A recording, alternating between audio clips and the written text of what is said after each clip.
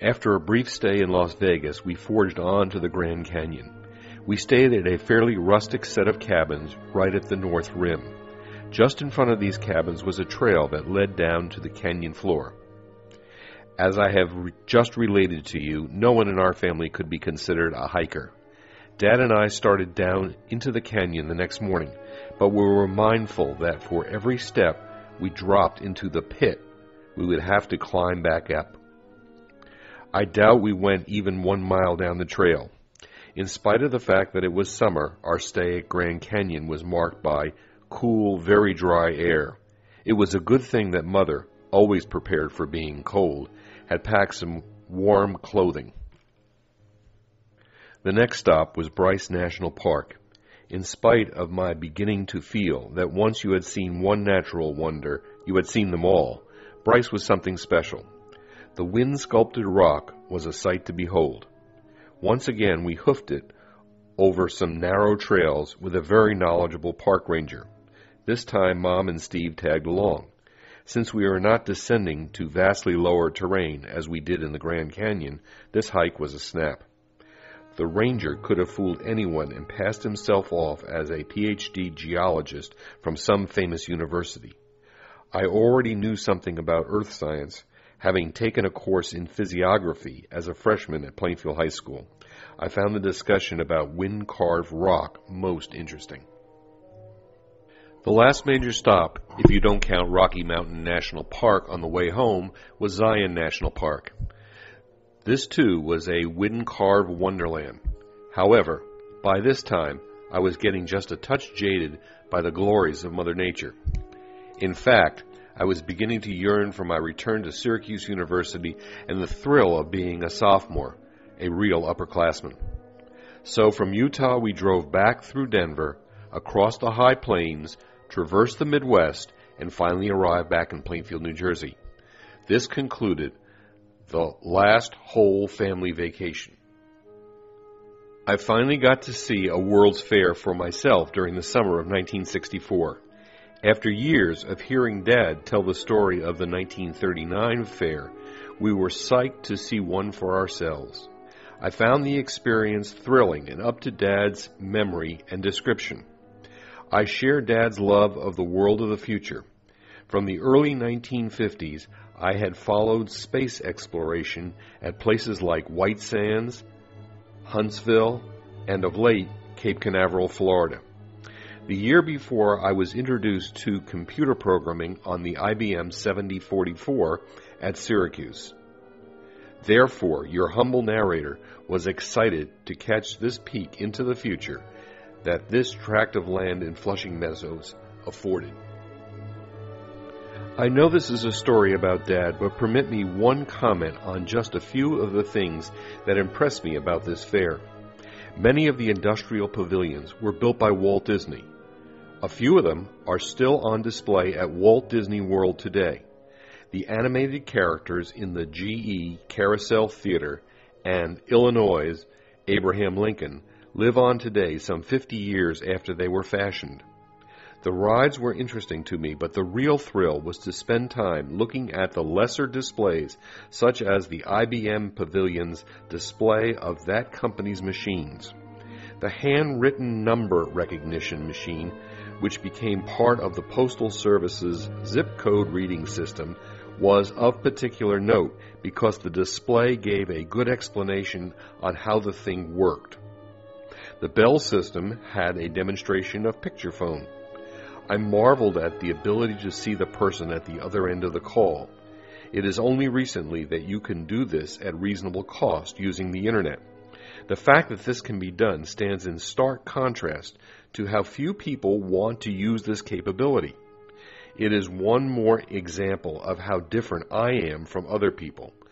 This realization keeps me from committing the cardinal sin of marketing, believing the world is like yourself. This last slide of my graduation from Syracuse really brings to an end my direct involvement in family travels. There would be one last trip for me with the folks just before I entered the U.S. Army, but that was not the grand family travels of the 50s and 60s. The picture depicts the 111th graduation. The speaker was Vice President Hubert Humphrey. While this man was famous for his red meat campaign speeches, his droning on about going forth in the world was just useless blather. The day was hot. Security meant we had to arrive early. I was wearing a wool army uniform. And so this capstone to my years at Syracuse was not the thrill I had hoped it would be. In the early 60s, the folks took 2 trips to Europe. In 1961, they took a swing through the northern countries. The following year, they went to Iberia. Now, I was not with them, and I remember very little of the tales that they told me. In the case of the 61 trip, I have been to these countries, so I can fill in briefly on what they must have seen. As you remember, Dad spent the war years in England, so he was quite familiar with London. When we went to Europe, Mom was with Steve and me in London. This trip was Dad's chance to show London to Mom. As they really liked public buildings, St. Paul's, shown in this picture, would have been high on the list of places they would have toured. This famous cathedral was rebuilt after the Great Fire of 1666 by the renowned architect Sir Christopher Wren. Not everyone who travels to Great Britain gets to see the Queen, but Bill and Lee did, as evident from this shot. From the name on the restaurant awning, it is probable that they were in the Windsor Castle area when they happened to catch Her Royal Highness the Queen and her entourage walking the streets of the village. It would have been really cool if Dad could have discussed wartime memories with Elizabeth. However, I would have heard about that if that had happened. I am sure that Dad had to be satisfied with a tour of her home at Windsor. There was a side trip to Stratford-on-Avon, a place that Mom had visited with us a few years before. That was coupled with a tour of the Cotswolds, also west of London, but further to the south. Dad was stationed in the Cotswolds for a portion of the time during World War II. I wonder if they took in a Shakespeare play while they were in Stratford Village. While the folks were touring the countryside, they visited Stonehenge. Unlike today, back in 1961, you could actually walk amongst the stones. I have never seen the monoliths myself. However, I have viewed some science programs that focused in on this prehistoric wonder. The information that Mom and Dad received there was probably an error.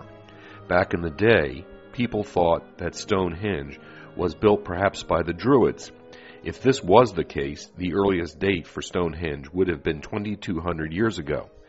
There is good archaeological evidence for wooden posts at the site 5,000 years ago, and the best guess for the earliest stones, the blue stones, is 2,600 years ago. The next stop on the itinerary was the continent, and my guess of the first stop was the short hop to Holland. While they spent most of their time in the cities, the folks, like Pat and me in 1980, took a side trip to Marken. Here the villages still practice the old trades and wear the traditional costumes. While it is subsidized by the state, you still get the feeling that the people do this because they want to preserve the old ways. It has less of a museum feel to the place than, for example, Williamsburg. This made a deep impression on Dad because he talked about it such that when I returned to Holland for the second time with Pat, we made a point of taking a bus tour here. But alas, it was cold and snowy the day that I made the trip, and not the warm June day depicted in this image.